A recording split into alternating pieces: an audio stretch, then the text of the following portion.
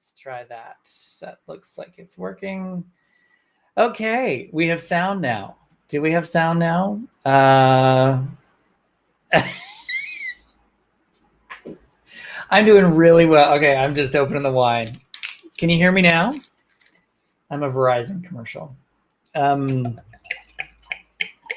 I feel like I should do that like an ASMR thing. Just, it's not very good. Hello.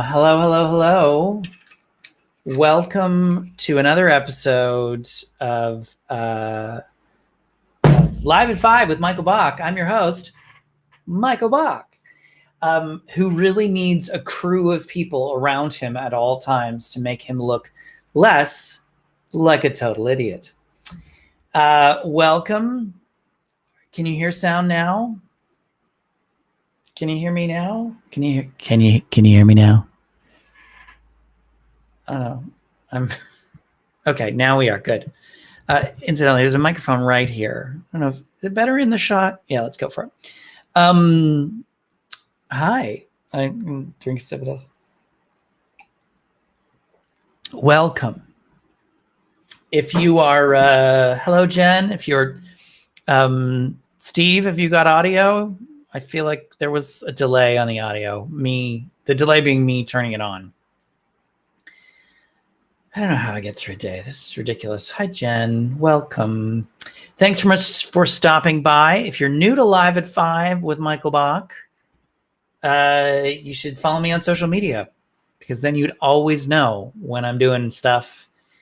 You can check me out. I'm at the Michael Bach. If you're on one channel, follow me in the other. Like if you're watching me on Twitter, no, you're not watching me on Twitter. If you're watching me on YouTube, you can follow me on Instagram. If you're watching me on Facebook, you can follow me on Instagram. I am trying to build up my my Facebook or my Instagram following. Tell me who you are, where are you from? Feel free to drop it in the chats, in the comments. Love to know who is has really nothing to do. And so you decided that you would watch me on Instagram or wherever you are. It's been a day.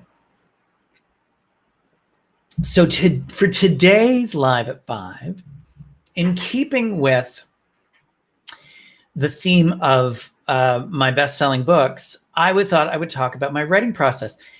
If you haven't already, you can check out my first book. No, going this way. Birds of All Feathers, Doing Diversity and Inclusion Right. You can go to michaelbach.com and click on the books to find out where you can get your copy. It's everywhere. My book is everywhere, as long as they're selling my book. But go to michaelbach.com, click on the books to find out where you can get your copy. And while you're at it, you can go to alphabetsoup.lgbt to find out my new book called Alphabet Soup, the Quintessential Guide to LGBTQ2 Inclusion, coming out March 29th. Everywhere. It will be everywhere. You will see it in bookstores, in libraries, in bus shelters, restaurant bathrooms, I don't know, coffins. We'll put it anywhere. But that comes out March 29th. And we have a really cool... Oh, Jen read my first book. Excited for a second. Thank you. Jen can stay. The rest of you should be ashamed of yourself. It comes out May 20th. We have this really fun crowdfunding campaign going on right now. You can find out more at alphabetsoup.lgbt. We're giving away a whole bunch of swag, some cool stuff like magnets and coffee cups and bookmarks and stuff. So check it out, alphabetsoup.lgbt. And so today, though, I'm going to talk about my process for writing. Someone asked me this question, what is my writing process? And I was like, that's a great question.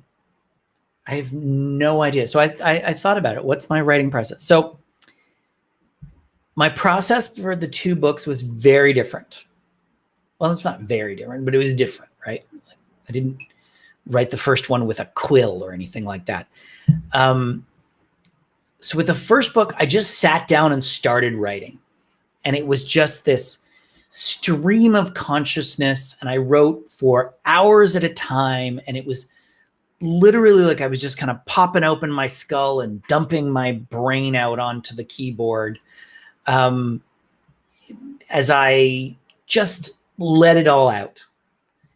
And it wasn't very structured.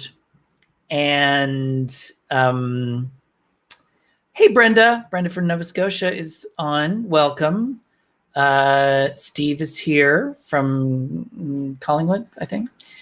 And my sister's here from Ottawa, my husband from our backyard. Hello, peoples. So at some point in the process, my chapters started to sort of take form. And I started to sort of section off the information. And then I actually came up with the outline, the chapter outline of kind of, these are the chapters that will be in the book. And then I went back and I started to put the text into the chapters and very much wrote it kind of based on my mood. I'd be like, oh, I feel like writing about measurement, or I feel like writing about retention or whatever. It wasn't a linear process. And I actually went to Florida a couple times because I was finding that I have a full-time job, very busy full-time job. Trying to write a book while doing said full-time job, not so easy. And so I actually took vacation time and I went to Florida and I sat by a pool without my husband, which he will remind me about every chance he gets. But I went down to Florida and I wrote for like a week solid. And by a week solid, I'd be like 4 hours in the morning, and then I would sit by the pool for the afternoon. Alphabet Soup was a bit of a different process. If you're just joining us, hi, welcome. Thanks so much for being here with another episode of Live at 5. If you haven't already done so, down below, remember to share where you are, who you are, where you're from. Love to know who is joining us today.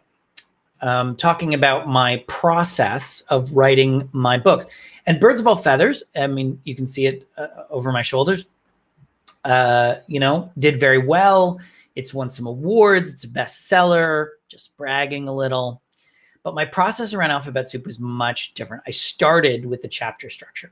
I started by saying, okay, these are the chapters I know I want to write. And originally, it just focused on employers because Birds of All Feathers just focuses on employers. And as part of the development process, hey, Gilbert, welcome. Thanks for stopping by.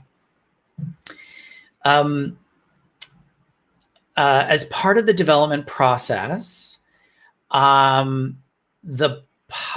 just happened? Oh, no, we're good. Okay. The publisher encouraged me to widen the audience and ensure that the content was inclusive of different spaces. So workplaces, schools, colleges, and universities, hospitals, volunteer organizations, places of worship, that sort of thing. So making sure that what I was writing was going to be applicable to a wider audience than just workplaces. Not that workplaces isn't big enough, but felt that the content was something that would be accessible and good for people who, were outside of workplaces. And so as part of that, I was really thinking about not just employees, but also volunteers and patients and students and parishioners. And so would the content be applicable for each audience, or was there something that was just for parishioners or something that was just for volunteers? And trying to eliminate that, trying to be as general as possible. And the pendulum swung very far. I went from what was entirely workplace content to a very broad content that at one point someone actually referred to my book as a self-help book. I was like, oh no. I don't do self-help. I don't do help at all. I can't help myself. So I had at one time an entire section on coming out. So how to come out as an individual, and then how to come out to others, and as well how to support someone in coming out. It's like 5,000 words, 5,100 words, I believe, of content, which is a lot.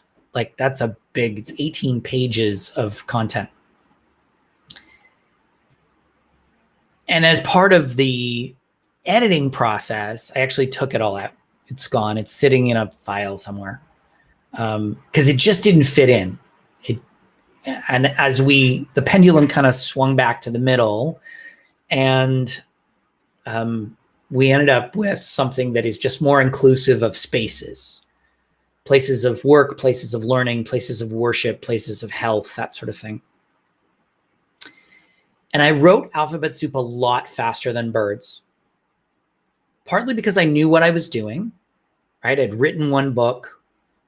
I had a good understanding of the process of writing, of how to lay out the manuscript so that we weren't doing things over. And partly because, frankly, it's a topic that I know very well. I've been working in diversity and inclusion broadly for 15 years. I've been working in the LGBTQ2+ space for 30 years. Hey, Moira, welcome. And so I really had a better understanding of my subject matter. And I wrote it a chapter at a time. I'd sit down and be like, okay, I'm going to write this chapter on marketing. And I wrote the whole chapter. And I felt like I had just a much better sense of what it looked like. In the end, I mean, like I said, content came out. And that happens. It's part of the process. You end up scrapping big pieces of content because it just doesn't make any sense anymore. If you're just joining me, hi, welcome to Live at 5 with Michael Bach. I'm drinking wine. Please do share down below. Oh, the old man's here. Share down below who you are and where you're from. Happy to have you join in the conversation. And ladies and gentlemen, my father has entered the chat, so this should get interesting. So if you're just joining, I'm talking about my process for writing not only my first best-selling and award-winning, hi Tammy, my first best-selling and award-winning book, Birds of All Feathers, Doing Diversity and Inclusion Right. I have to get outside of the cover. And of course, my second book, Alphabet Soup, The Quintessential Guide to LGBTQ2+ Inclusion. Children. So so that's sort of how the process, but then we enter the part that I hope no one from my publisher is on because I hate this part. So you write the manuscript, right? And that process for me took about 6-ish months-ish. I don't know. Let's go with it. My first book took 2 years to write. So Birds took 2 years. Alphabet Soup took about 6 months. But then we enter the editorial process, which actually takes a year. It's a year from the time I give the manuscript to the publishers to the time it hits the shelf, which may seem long, but it's not. There's so much that happens. So first we do the substantive edit, and that's where I work with my good friend Kendra, and she tells me all the stuff that's wrong with the manuscript and how horrible a writer I am, and questions why I should ever write books. Maybe I should do cartoons, that sort of thing. Very encouraging. No, I'm totally kidding. She's wonderful. But she just brings a new set of eyes to it. And then we go through the copy editing process. Now, this is the part that I really loathe. Now, I love Christine, my editor. She's fantastic. I adore her. But I could not care less about comma placement. As a writer, that's not good, but I just don't care. So it's okay. We go through the process, and then we go into design, which is actually kind of fun because we lay out the book. We got the cover design, which we already have. And that's kind of, and then we get down to an actual product and it starts to take form. And then we go into pre-sales. And at the same time, we're seeking endorsements. Now, this is another piece that I hate. Hello, Van Activist. Welcome if you're just joining. If you're just joining, welcome to Live at 5 with Michael Bach. I'm Michael Bach. I am talking about my process of writing my books. So we go into this endorsement phase. And the thing about endorsement, you're supposed to have like, famous-ish people endorse your book, and you put it on the cover, and sometimes there's ones on the inside, and you use it on your Amazon pages, and it's a ton of stuff. But you have to go and ask people to endorse your book. And the bigger the name, the better. And it's kind of painful to ask people, many of whom are strangers.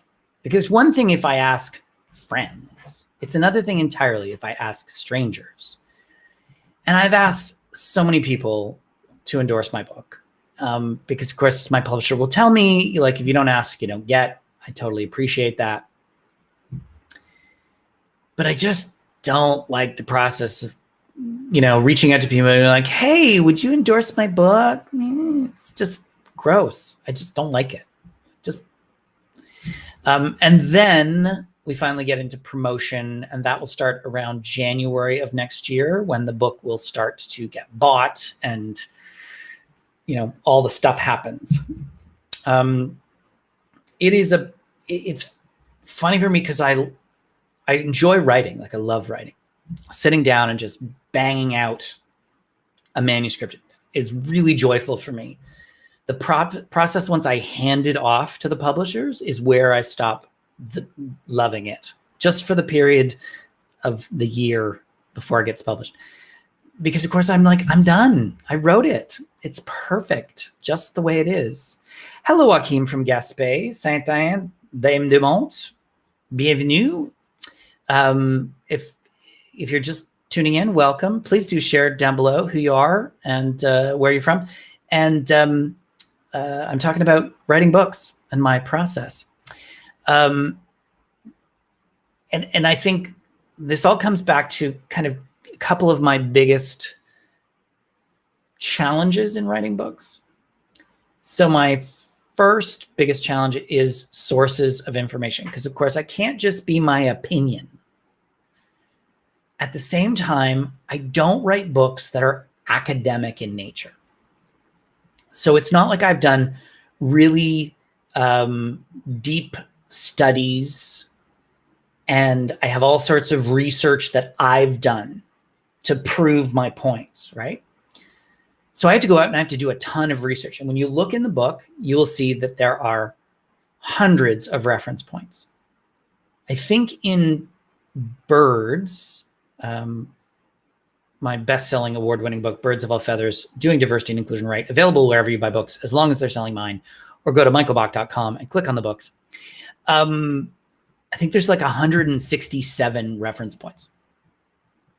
Articles, research papers, interviews that I had to go through and distill and include in that. And that's a big challenge, right? It's finding all those, making sure that they're reputable, that they're not, some Yahoo's website that, that they're from reasonable, like I'm not quoting Wikipedia. No offense to Wikipedia, but it's not the best source. And the other is I'm not a terribly patient person. So I read the book and I want to be like, okay, I'm done. That's good. Now just sell. I'm not a patient person. And the process can be kind of agonizing at times for me. So it was interesting. I mean, writing books is I think a really interesting experience and one that I really enjoy doing. And one of the things that I wanted to do as part of both of my books was making sure that I am in the book.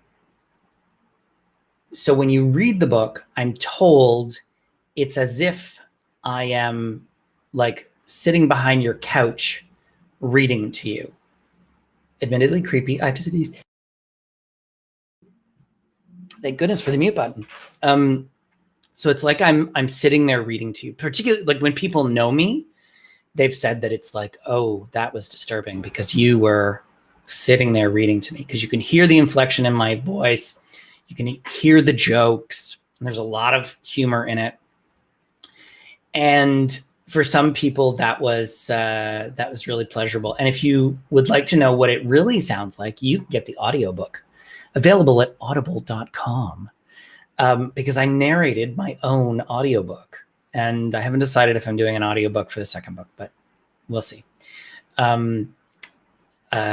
So very much an interesting process to go through as somebody who is not terribly patient and wants everything instantaneously. And yeah, there you go. That's my process of writing.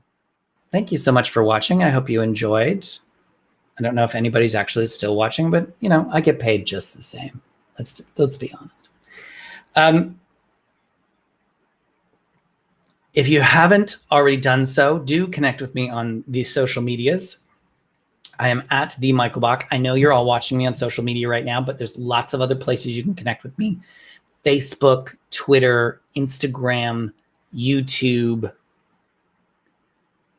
Okay, there's only 4. Very important 4. LinkedIn. Oh, 5. Look, the list is going up.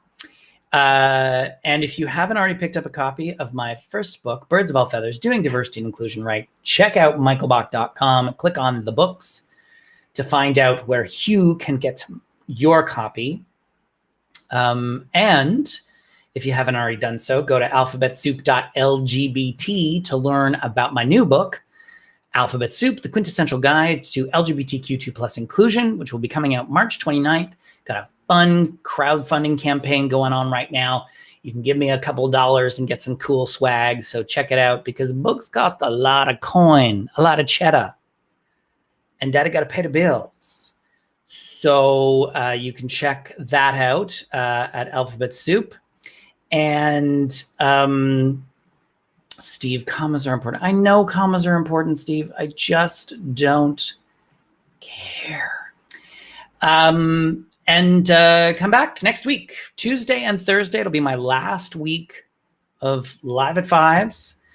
I think next week. Yeah. Tuesday of next week, I'll be right here in this seat in front of this microphone at 5 p.m. Eastern for another episode of Live at 5. I'd love for you to come and join me. Oh, yes, go to my website and sign up for my mailing list. Go to michaelbach.com and click on, it's at the bottom of the first page. Scroll to the bottom of the first page and join my mailing list, because we've got some really fun stuff coming out with my mailing list, and you're going to want to check it out. Okay, that's it. Thank you for tuning in. Appreciate you. Hope you're safe, healthy. And I will see you on Tuesday for another episode of Live at 5. Bye all.